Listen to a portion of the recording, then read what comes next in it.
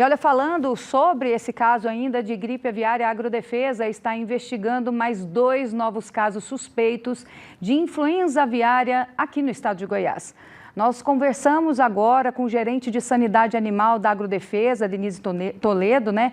E ela irá falar para a gente ao vivo. Nós vamos conversar, sobre esse assunto da gripe aviária aqui no nosso telão. Seja bem-vinda. Como que está essa situação aqui no nosso estado? Relata um pouquinho para a gente. Boa tarde. Boa tarde, Mônica. Bem, aqui em Goiás nós temos atualmente 3 casos, 3 suspeitas em investigação. Uma é a do zoológico e 2 são em propriedades de subsistência, onde as aves são criadas ali apenas para consumo próprio. E uma delas é em Montes Claros de Goiás e a outra é em Santo Antônio da Barra, conforme a nota técnica que foi divulgada ontem. Certo. E aí, como que fica nessa situação? Vocês estão lá com um trabalho em campo, né, para poder agilizar isso, porque, querendo ou não, afeta muito a economia do estado. O nosso trabalho até o momento foi em relação ao atendimento da suspeita e aplicação das medidas ali preventivas até que saia o resultado, que pode tanto confirmar como descartar a suspeita de influenza aviária.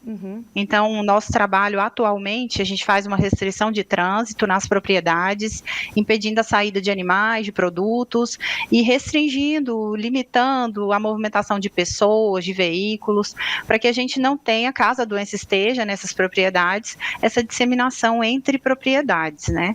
Esse é o trabalho que tem sido realizado. Nesse momento a gente também já se prepara para uma possível positividade, né? Então, se a doença for confirmada, a gente já se prepara ali mobilizando equipes que possam atuar em loco, tudo no sentido de reduzir os danos, caso a gente confirme nessas propriedades de subsistência.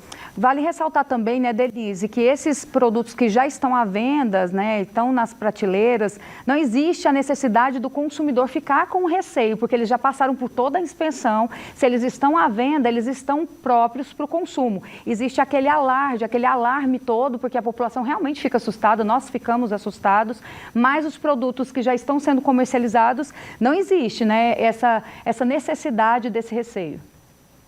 Sim, é importante ressaltar isso, que não tem risco no consumo da carne, do frango e do ovo.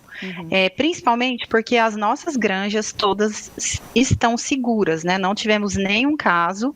Então, esse produto que está nas prateleiras, esse produto que vai chegar ainda ao supermercado, ele é seguro. A transmissão da influenza aviária por produtos, por consumo de produto, é um risco praticamente inexistente. A transmissão dela ela é arriscada quando a gente tem pessoas que têm contato com essas aves, se elas estiverem positivas.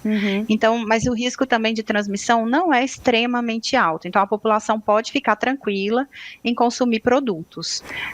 Também pode ficar tranquila por a gente não ter nem suspeita em granja aqui em Goiás. Então, as nossas criações ainda estão seguras, aí, nossas criações comerciais. Isso é muito bom. Agora, falando dessas 2 cidades, né, que é Santo Antônio da Barra, na região sudeste, e Montes Claros de Goiás, o que chama muita atenção, o número de aves. Em uma dessas cidades foram mais de 100 aves, né? Isso cria realmente um alerta muito forte para vocês da Agrodefesa e também para todo mundo que acompanha.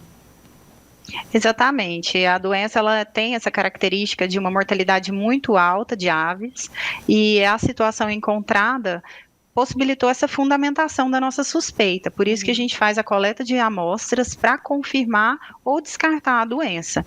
Então, nesse momento, com a fundamentação, a gente já desencadeia essas medidas preventivas mesmo, para conter ali qualquer doença que aconteça naquele local, impedindo que ela se alastre para outras regiões do estado, né? Nesse momento, a gente já solicita que as granjas incrementem ainda mais a sua biosseguridade, evitando contato mesmo de ave silvestre, evitando a entrada de pessoas estranhas à criação ou que não precisem entrar na granja, para que a gente tenha mais segurança em relação aos nossos plantéis comerciais. Denise, para a gente finalizar, quando que esse laudo dessas 2 cidades ele já vai estar disponível para trazer essa certa tranquilidade para a população e também para os órgãos, como vocês que ficam acompanhando o caso no estado?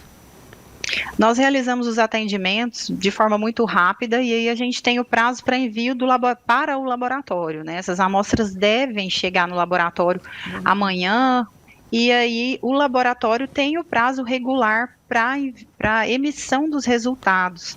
Lembrando que o Brasil inteiro está nessa situação de alerta, né? Várias investigações acontecendo ao mesmo tempo, e isso acaba sobrecarregando um pouco o laboratório.